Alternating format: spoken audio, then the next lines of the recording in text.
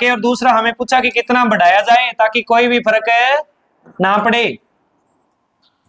हमें अभी क्या पढ़ना है, जैसे कल हम एक प्रश्न कर रहे थे, राम का वेतन 20% बढ़ाकर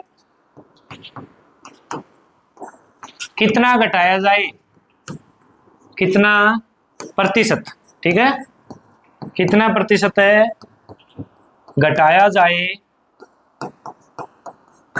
कि मूल वेतन पर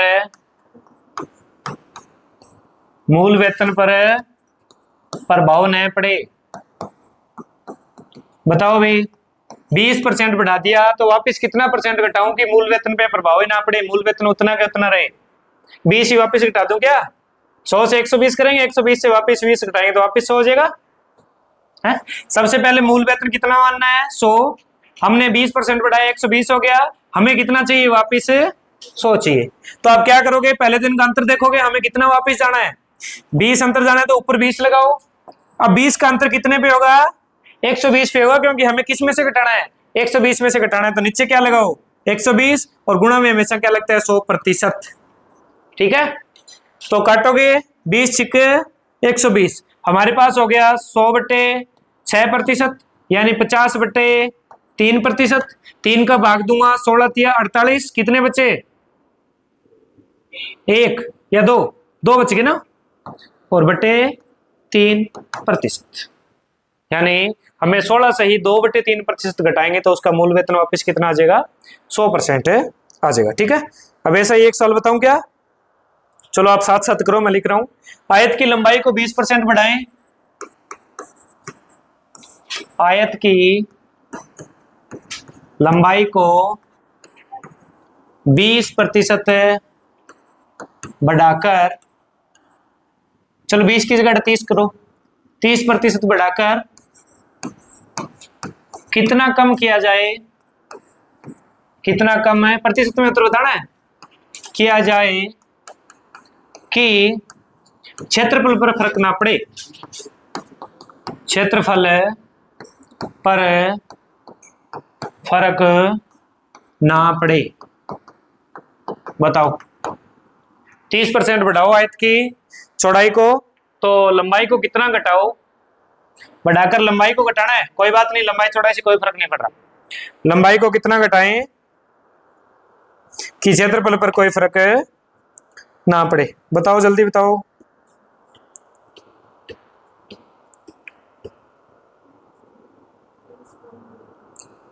पॉइंट में नहीं निकालना, 23 सही होगा वो, 23 सही, 1/3 क्या?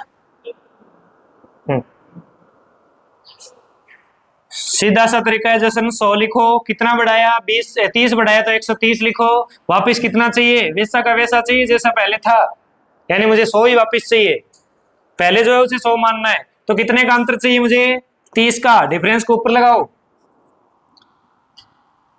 नीचे कौन आएगा जिस पे निकाल रहे हैं? 130, और गुणा में 100%, 0 से 0 कट गया, कितना हो गया? 300/13%। अब 13 का भाग दो, कितनी बार जाएगा? 2 बार। कितने बचे फिर? 4, 40, 13 39, कितना बच गया? 1/13%। ऐसे डायरेक्ट भाग देना नहीं आता, कोई बड़ी बात नहीं है रोहित, अलग से भाग दे सकता है। कैसे? 300 को ऐसे लिखो, और क्या लिखो? 13, 13 दूनी 26, कोई संको को नहीं घुमाना है। 4 बच गया 40, 13 39, 1 बच गया। यदि शेषफल छोटा बच जाता है तो शेषफल को उठाओ, यहां लिखो, और बट्टा वाले को बट्टा में लिखो, ये आंसर आ गया। ठीक है, कहीं किसी को लग रहा है कि 1/13 कहां से आ गया, तो ऐसे आता है। ठीक है, समझ आएगी क्या बात? सुनो, चलो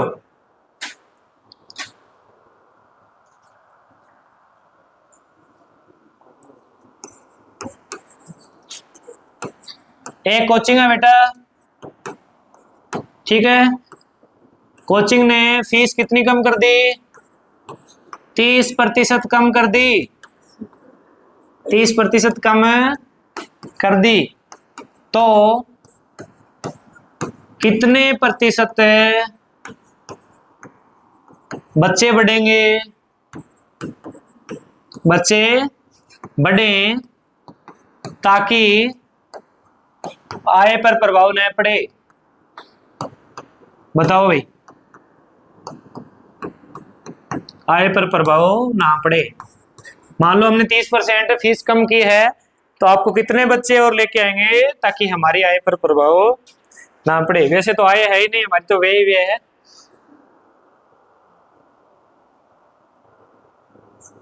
लेकिन कागजों में तो आय हो सकती है, टर्नओवर तो दिखाना पड़ेगा। 42% बच्चे बढ़ाने पड़ेंगे हमें। 42% बढ़ाने का मतलब है 20 बच्चे हैं तो 5 बच्चे और लेके आने पड़े, यही बात है।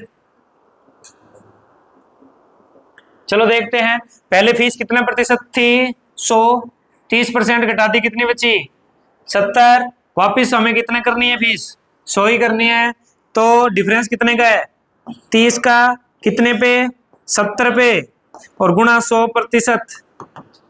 0 से 0 कट गया, 300/7%। 300 का भाग दूंगा, 7 चौके 28, 2 बच गए, 7 दूनी 14, कितने बच गए बेटा, 6। तो 6/7%। इतने प्रतिशत बच्चों को एक्स्ट्रा करना पड़ेगा ताकि प्रभाव ना पड़े। ठीक है, अब अलग टाइप का क्वेश्चन कराता हूं, थोड़ा सा अलग है। आयत की लंबाई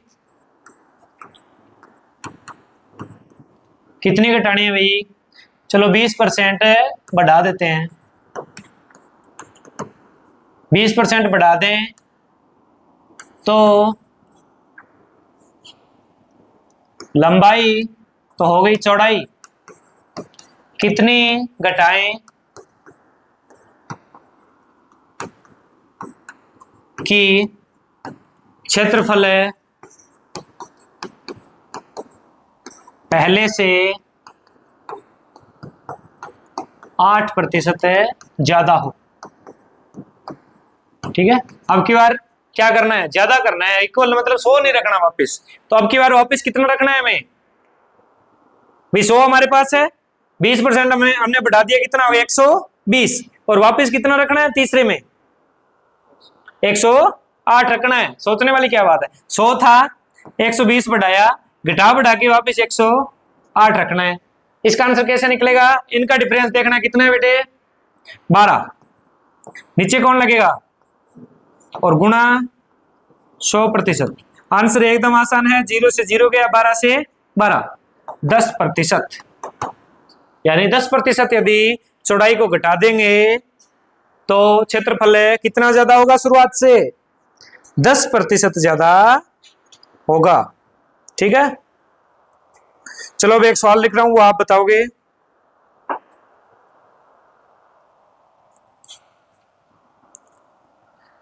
राम का वेतन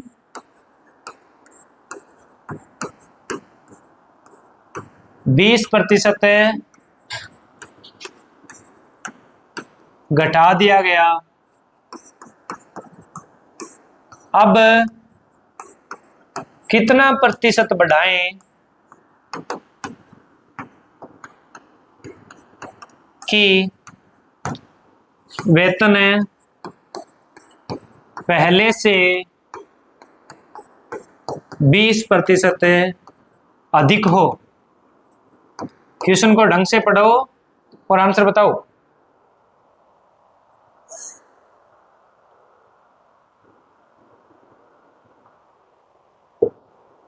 निकाल दिया है, कितना रविंद्र, इतना फास्ट कैसे हो गया, जिनानिया वाले स्कूल में पढ़ाते हैं तो जैसा। कितना है रे, 50। जशन सारे आगे चले गए, गणित स्टूडेंट तो यहीं बैठे हैं, यहीं पढ़ाया तो इन वाल्टा ने पढ़ावा अच्छा तो नंबर बना 90 टप्पिया को नहीं किसी 87 के।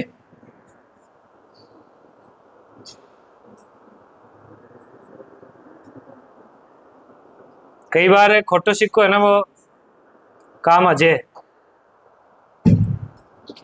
हाँ, वेतन कितना है राम का? सबसे पहले वेतन कितना होगा जैसे 100 होगा, घटाने के बाद कितना बचेगा वेतन? 80 बचेगा। लेकिन हमें कुछ ऐसा करना है कि वेतन शुरुआत से कितना ज्यादा हो जाए, 20 ज्यादा हो जाए। ये देखो पहले से 20 ज्यादा करना है, तो इससे 20 ज्यादा करना है, तो 120 कितना हो जाएगा? 120। समझ गए बात? अब इनका डिफरेंस देखो कितना है, 40। ऊपर 40, नीचे किसका डिफरेंस है? 80 का, गुणा में 100%। ये कट गए 1/2, तो 100/2 कितना होता है बेटा? 50%। यानी वेतन में 50% बढ़ोतरी करनी पड़ेगी, तभी क्या होगा? वो 120% होगा। ठीक है क्या ऋतिक? ठीक है। अब देखते हैं परीक्षा से संबंधित सवाल। परीक्षा में परसेंट कितने होते हैं? 100% होते हैं। ठीक है। पास कितने में हो सकते हैं? कोई 33 में करता है बोर्ड, कोई यूनिवर्सिटी 36 में करती है, अलग अलग होते हैं ना। ठीक है। उस प्रकार के प्रश्न देखेंगे कि इतने में बच्चा पास होना था लेकिन उसके इतने कम रह गए, तो वो कितने परसेंट से फेल हुआ या कितने परसेंट और लेके आने हैं ताकि वो पास हो जाए। इस प्रकार के प्रश्न है वो हमें देखना। ठीक है। एक विद्यार्थी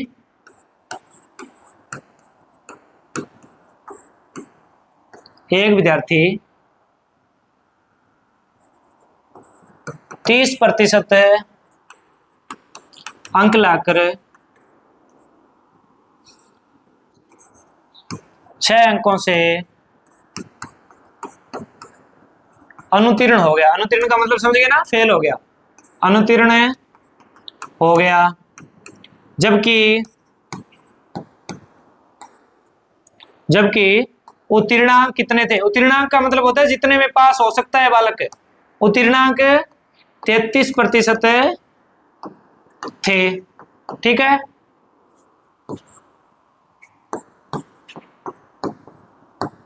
परीक्षा का पूर्णांक बताओ।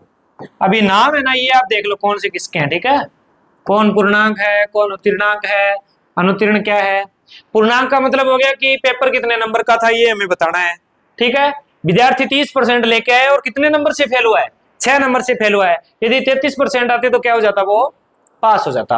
अब हमें ऐसे क्वेश्चनों में क्या देखता है, दोनों प्रतिशत का डिफरेंस देखना है और उसे किसके बराबर रखना है, जितने से वो फेल हुआ है या पास हुआ है या ज्यादा हुआ है।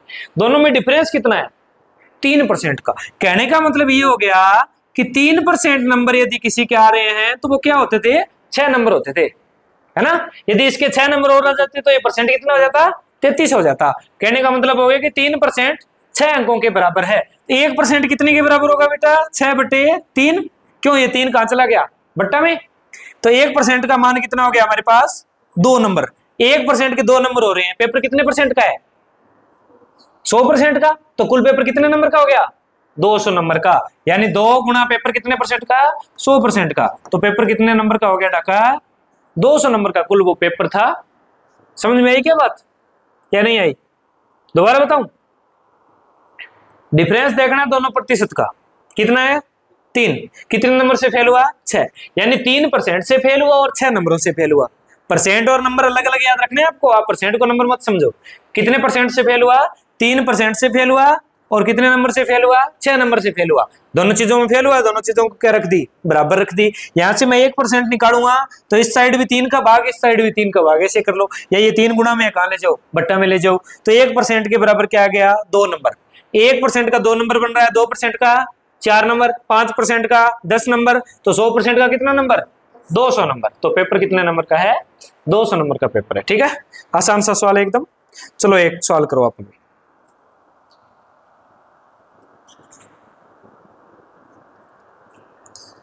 एक परीक्षा में पास होने के लिए न्यूनतम उत्तीर्णांक 40% निर्धारित है। परीक्षा है, उसमें पास होने के लिए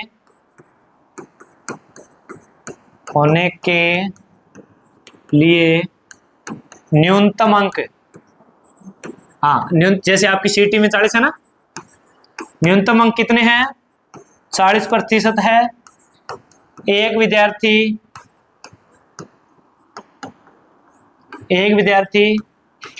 56% लेकर आता है, जो कि 40 अंक ज्यादा है। पास होने से कितने नंबर ज्यादा आ गए उसके? 40 अंक ज्यादा आ गए। पेपर का पूर्णांक बताओ।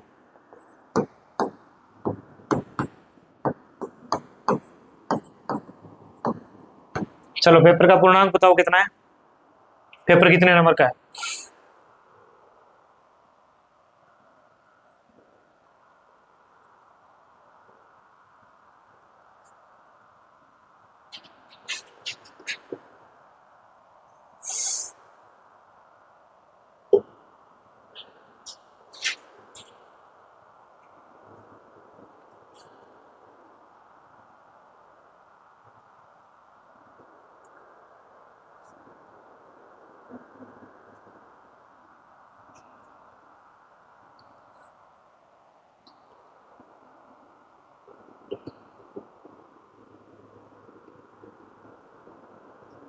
ज्यादा टाइम मत लगाओ, जल्दी करो। कितने का रविंद्र, कितने नंबरों का पेपर है।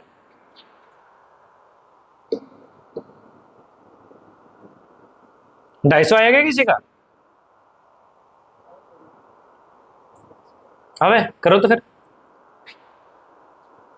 देखो सबसे पहले आप दोनों परसेंट में डिफरेंस देखो कितना है, कितना है 16, कितना 16, और डिफरेंस है कितने नंबर का 40। तो नॉर्मल सी बात है 16 के बराबर में 40 को रखो। अब प्रतिशत निकालो, तो 40 के बट्टा में क्या लेके आओ 16, इन्हें 4 से काट लो, कितनी बार कट रहा है 10 बार, और ये 4 बार, ये 10 बार और ये 4 बार। और कितने नंबर का, कितने परसेंट का होता है पेपर, यानी 1% का मान कितना है 10/4। हमें करना है कितना 100%। तो कितना चौका 100 भाई, 25 चौका 100, और 25 का 10 से गुणा क्या हो गया भाई 250। तो कितने नंबर का हुआ भाई 250 नंबर का पेपर है हुआ। समझ गए क्या बात। ठीक है, मतलब ये कोई अशुद्धियां कोई जरूरी नहीं, बट्टा कहां लिया है, बस आपको सवाल करना आना चाहिए। पेपर में आपको ऑप्शन मिलेगा, वहां पे लिख के नहीं आना कि नंबर बीच में से काट लेगा टीचर। ठीक है, बीच में से कैसे ही काटावाटी करो, आपकी मर्जी, आंसर आपका क्या होना चाहिए मैच होना चाहिए। समझ गए। अब एक अलग तरीके का सवाल बताता हूं, सवालों के आप नोट्स बना लेना।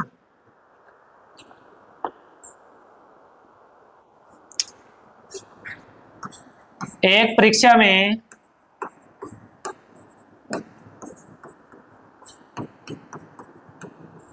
एक छात्र को 25% अंक मिले, जो उत्तीर्णांक, उत्तीर्णांक को मतलब याद रह गया ना क्या है पास होने वाले नंबर, उत्तीर्णांक से कितने नंबर ज्यादा है 40 नंबर ज्यादा है, और इसी परीक्षा में 37 वाले के 64 ज्यादा है। उत्तीर्णांक से 40 अंक अधिक है। एक अन्य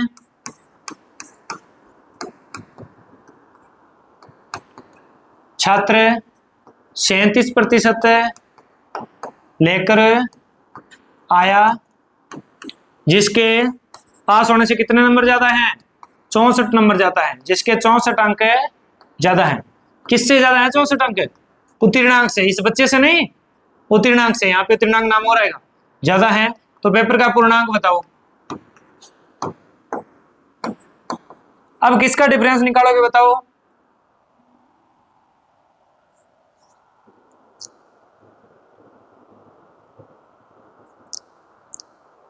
दो प्रतिशत दे रखे हैं आपकी बार, और नंबर भी कितने दे रखे हैं 2 दे रखे हैं। देखो 2% और 1 नंबर था, तो प्रतिशत का डिफरेंस निकाल के नंबर के सामने रखो। लेकिन अब की बार 2 ही नंबर है, 2 ही प्रतिशत है, तो नंबरों का भी डिफरेंस और प्रतिशत का भी डिफरेंस और क्या रख दो इक्वल रख दो। पहले प्रतिशत का डिफरेंस देखता हूं, 37 और 25 के बीच कितना अंतर है बेटा, है 12 का अंतर है। तो परसेंट तो हमारे पास कितने हुए 12।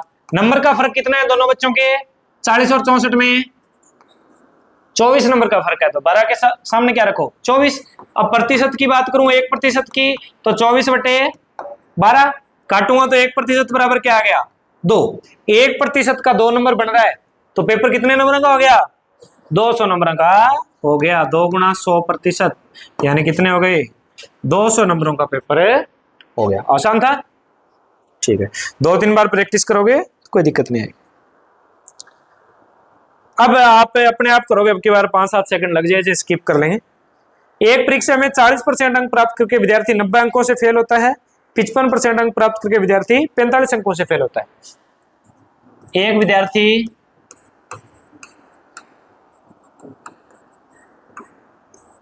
विद्यार्थी कितने 40% अंक प्राप्त करके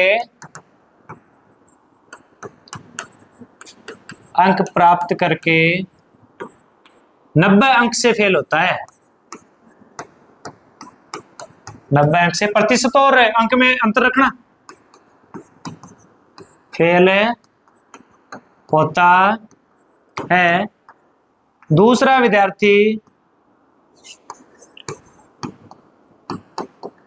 विद्यार्थी 55% अंक प्राप्त करके, 55 है ना, 55% अंक प्राप्त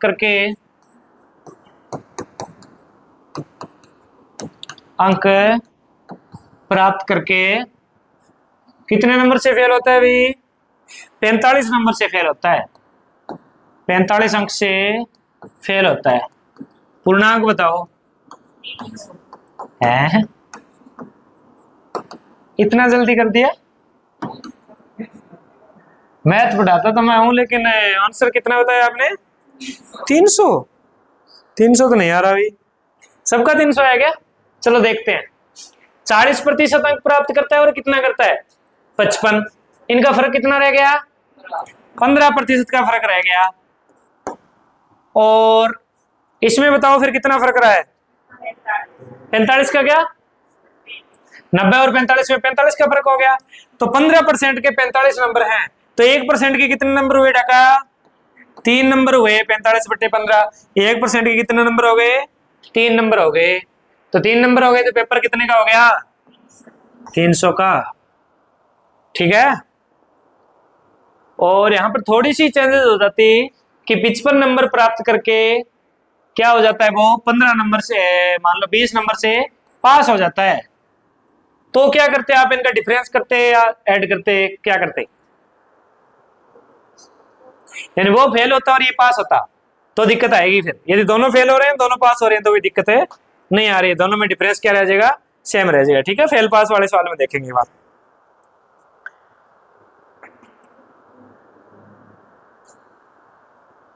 चलो सवाल आ गया, ये बताओ आप।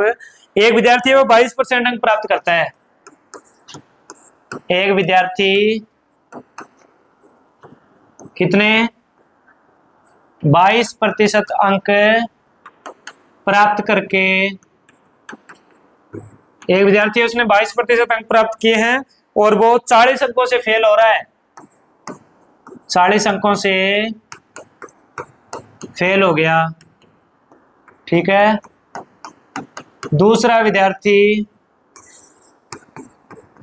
विद्यार्थी कितने 34% अंक लाकर,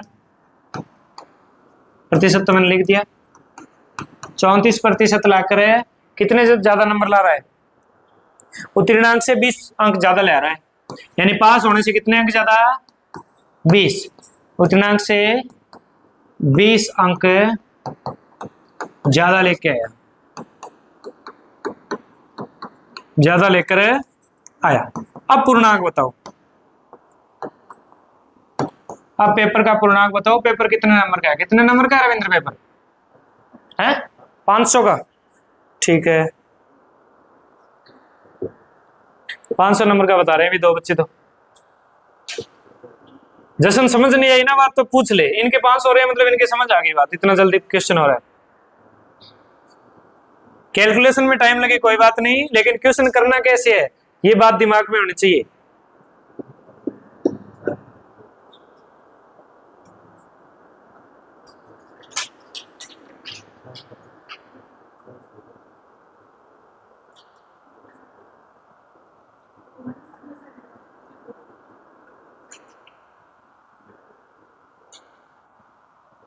अब की बार परसेंट का तो डिफरेंस करना है, लेकिन अंकों को क्या करना है? जोड़ना है, क्योंकि एक बच्चा फेल हो रहा है और एक बच्चा पास हो रहा है, तो वो अंतर हो जाएगा। ठीक है। जब दोनों फेल हो रहे हैं तो क्या करना है? डिफरेंस करना है। दोनों पास हो रहे हैं तो भी डिफरेंस करना है। लेकिन एक बच्चा फेल और एक बच्चा पास हो रहा है, ठीक है ना, एक बच्चा गरीबी रेखा से नीचे और एक ऊपर है, तो उनका जोड़ होगा। दोनों ही गरीबी रेखा से नीचे हैं तो उनका क्या होगा, घटाव होगा। ठीक है ना, सहजातीय जो चीजें होती है वो एक दूसरे का प्रतिकर्षण करती है। चलो हम देखते हैं, पहले तो डिफरेंस देखो बेटा कितना है इनका, 12% का फर्क है इनमें। ठीक है, और नंबर देखो 40 और 20। अब अंतर करोगे तो 20 आएगा, लेकिन अंतर नहीं करना, क्यों, एक बच्चा फेल हुआ है एक बच्चा पास हुआ है। कहने का मतलब ये हो गया, 0 से मान लो यहाँ पे 100 है, 0 से 100 है, यहाँ पे कोई यहाँ पे ये लाइन है, यहाँ से फेल होता है, यहाँ से ही पास होता है, इधर वाले फेल और उधर वाले। अब जो 22% वाला बच्चा है वो यहाँ पे फेल हो गया, और 34% वाला बच्चा यहाँ पे क्या हो गया, पास हो गया। ठीक है, तो इन दोनों का अंतर करने का फायदा नहीं हुआ, हमें देखना है इन दोनों में नंबरों का कितना फर्क है। पहले भी हम नंबरों का ही फर्क देख रहे थे, लेकिन दोनों बच्चे या तो लाइन से इधर थे या इधर थे। अब दोनों में बच्चों में फर्क क्या है, ये तो 40 नंबर से फेल हुआ था और 20 नंबर से पास हुआ था, दोनों में अंतर हो गया 60 का, ना कि 20 का। ठीक है, तो आपको 60 का अंतर करना है। तो प्रतिशत बराबर क्या आ गया फिर, 60/12। 1% आ गया कितने नंबर का, 5 नंबर का, 12 5 60। तो पेपर कितने नंबर का हो गया, 500 नंबर का हो गया। ठीक है, इस प्रकार से करना है।